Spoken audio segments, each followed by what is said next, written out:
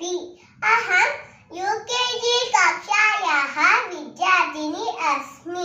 ॐ श्रीकृष्ण परब्रह्मणे नमः। श्रीमद्भगवद्गीता द्वादशोऽध्यायः भक्तियोगः।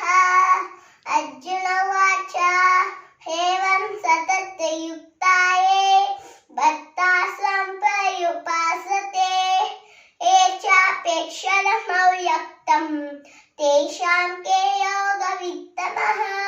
श्रीभगवानुवाच मय्यावेशा मनो हि मां नित्ययुक्ता उपासते श्रद्धया परयोपेताः ते मे युक्ततमा मताः।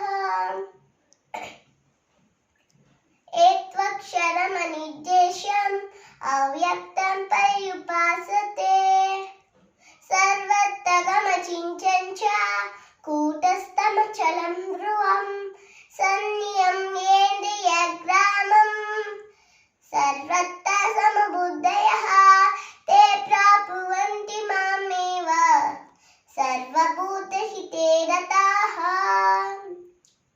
केषोऽधिकतरस्तेषाम् अव्यक्तासक्तचेतसाम् अव्यक्ता हि दुःखं देहवद्भिरवाप्यते। ॐ तत्सत्। श्रीकृष्णार्पणमस्तु। धन्यवादाः। शुभदिनम्।